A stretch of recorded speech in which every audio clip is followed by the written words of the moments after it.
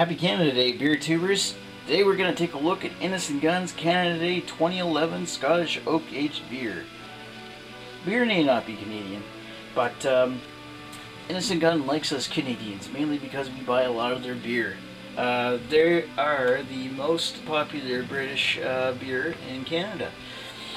So it's a product of Scotland, technically, which is part of UK. It is made in Edinburgh. Let's see.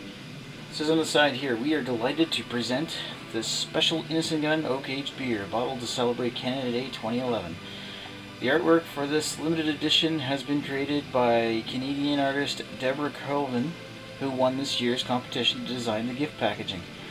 Drawing inspiration from her childhood, from Canada's geography and the environment, Deborah's image embodies the people of Canada's character and endeavor, team spirit and fun. Find out more about her inspiration on our website.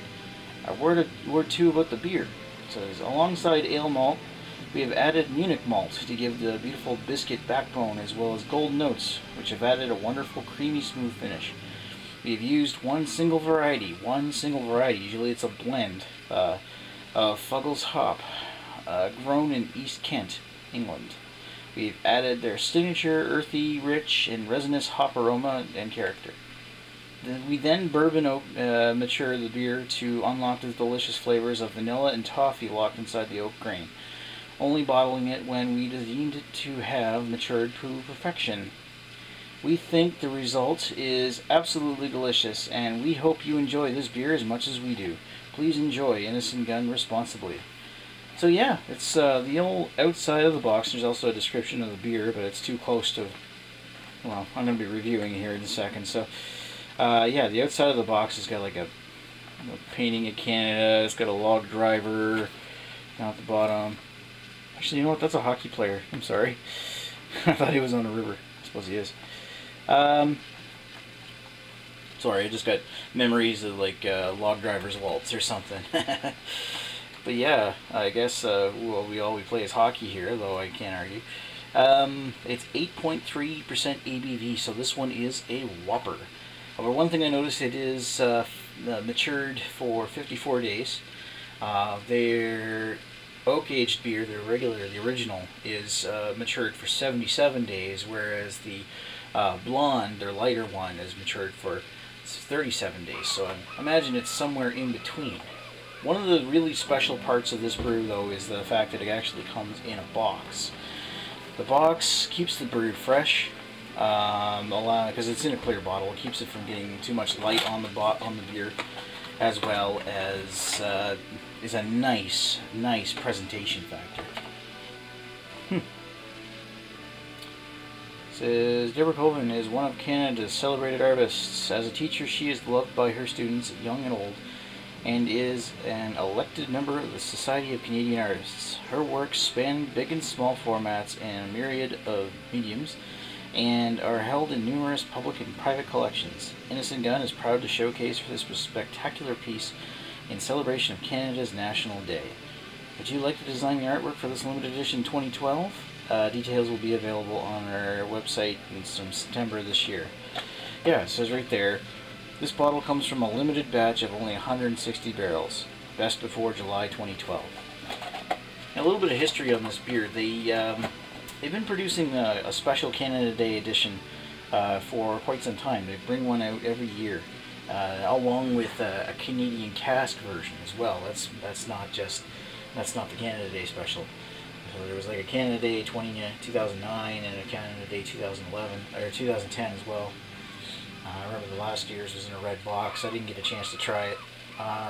This one here is brewed differently than it has been in previous years. This one uses the same bourbon barrels, like white pine bourbon barrels from the United States, that the regular Innis & Gunn uses. Whereas last year they used, like in previous years, they've used Canadian whiskey barrels. However, this one here is brewed with I think they said it was Munich malts in order to bring out more of a red character to the beer. And actually, you can see that right in the camera. Canada Day 2011. It says creamy Scottish beer with a vibrant Fuggles hop character and a warming oak finish. Handcrafted Scottish beer, brewed in small batches. Yeah, so only 160 barrels of this were produced. What's it say on the back? Does it say anything different? It says, "We are delighted to present this limited edition Innis & Gunn beer, which has been bottled in celebration of Canada Day 2011. We hand select bourbon oak that is packed with delicious flavors to brew Innis & Gunn. Over many weeks, our unique maturation slowly unlocks these flavors from deep inside the oak grain. The beer growing in character with every hour that passes. Only when it has matured to perfection do we bottle and release it. The result is a unique process, which is a delicious beer with enormous depths of flavor. We hope you enjoy this beer as much as we do." Yeah, 8.3% ABV. That, my friends, is a whopper. So, without further ado, why don't we take a look at this beer and see just how good it is this year. Let's crack it open. Of course, it's got the typical Innis & Gunn cap, the Innis & Gunn oak-aged beer.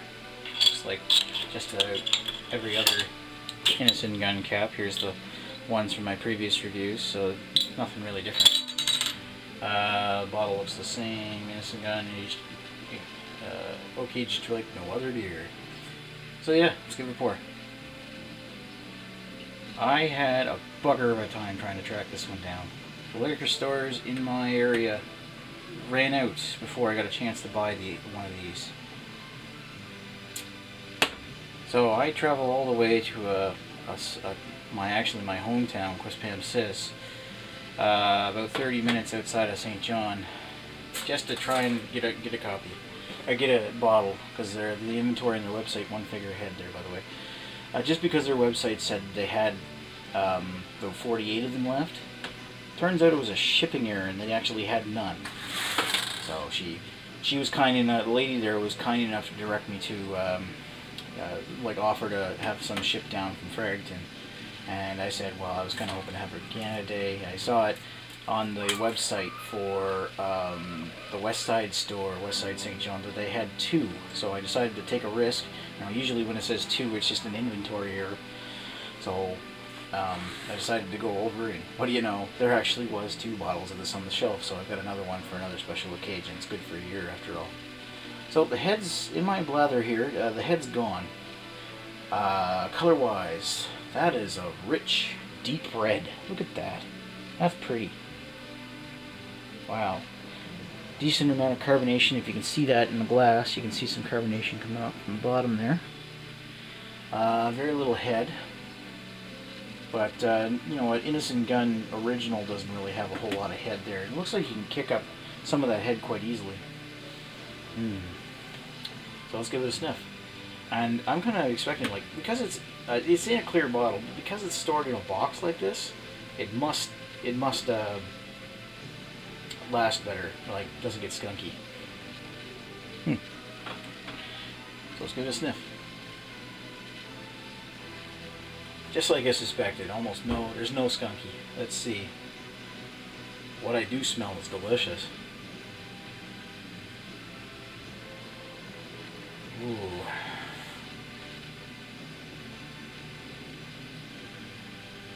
Nice and fruity. There's hints of, like, there's vanilla in the back, buttery vanilla. I almost pick up, it almost smells like red, delicious apple. And a biscuity, malty character. Just gonna kick some of that without spilling all over the stove. Ooh, kicking that up, brought out more red, delicious apple. Perhaps a bit of, like, white grape and pear. Definitely some pear. Oh, that smells good.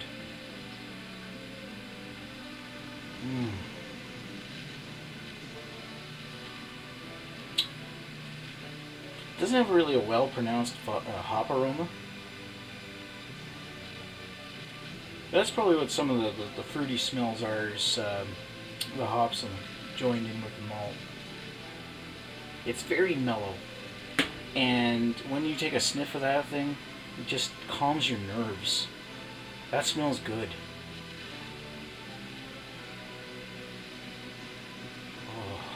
It does smell good.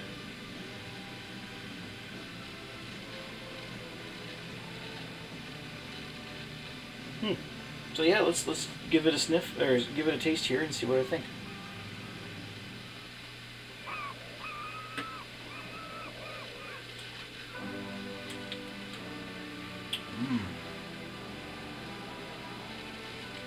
It's very sweet. But for an 8.3% ABV beer, that alcohol is masked almost perfectly. I'm gonna touch it in the back.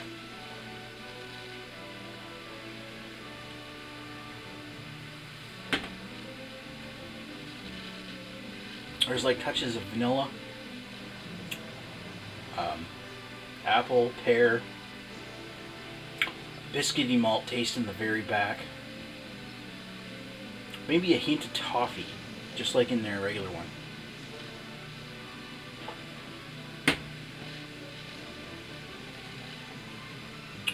But really what comes out the most is like a little bit of a bready sweetness. And a buttery vanilla kind of flavor. Very smooth. Oh, that's incredibly smooth. It's almost like velvet.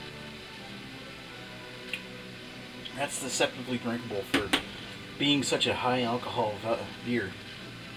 Not the only thing bad I can say about that beer is that it is a little too sweet. It's very good.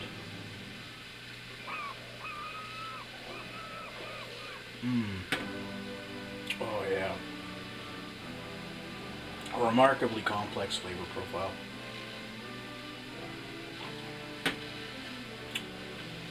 Like I was saying, like apples, pears, toffee, butter, like butter toffee, vanilla, lots of vanilla in there, and maybe a slight hair pinch of alcohol, but for the most part it's covered up quite well.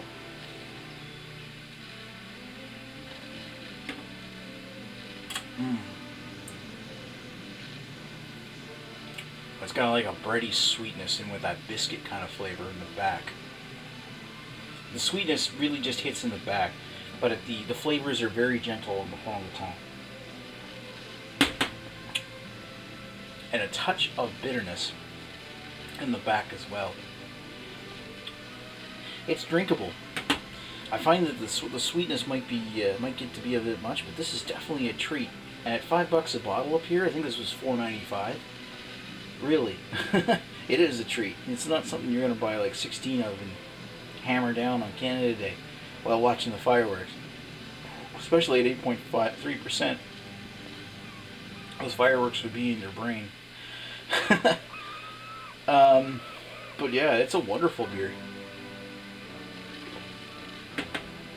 It's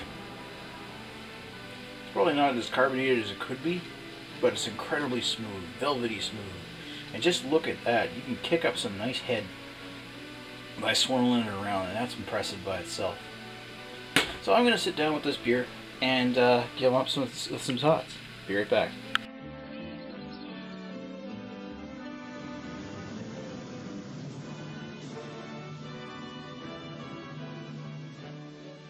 And we're back with Innis & Gunn Canada Day 2011. So what did I think? Well, it was nice, very easily drinkable beer. The only thing I'd say is a downside to that beer is that I found it the sweetness was a little too much. It's not cloying or anything, but it's too present in the taste of the beer. It might become a bit of a problem if you were to have more than one of these, but who in their right mind would have more than one of these in one go, especially at $5 a bottle.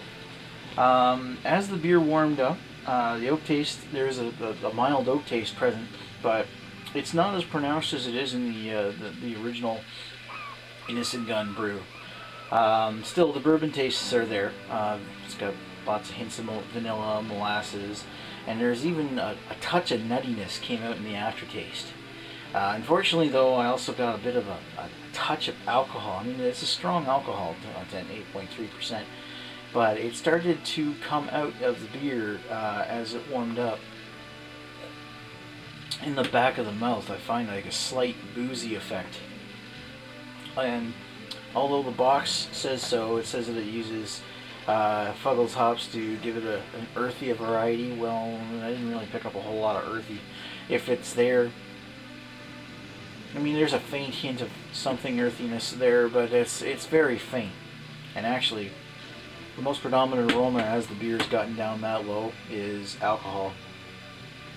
I mean, I gotta say, I like the original Innis & Gunn better, but this is delicious. This is very good. It's a treat to enjoy this every year. I would get this again. In fact, I have another one of these in the fridge that I can't wait to crack open and share with someone. It's delicious, and I'd certainly recommend it if you can find this. But as this is a limited edition brew, I'm just glad I got a chance to try it. It's great. Thanks, Innis & Gunn. You made some pretty good beers, and so far I like all your stuff. As such, I'm going to give it a 4 out of 5. It is really good. I just found that there's a few quirks to it that really detract kind of to the taste. A little bit of alcohol and the overpowering sweetness. But other than that, it's extremely smooth, extremely drinkable, very complex as far as flavors go, and an absolute joy to drink. So, yeah, 4.0 out of 5. Anyway, thanks for watching Maxwell Starr's beer review, and happy Canada Day. Have a good one, and safe drinking. Talk to you later. Bye.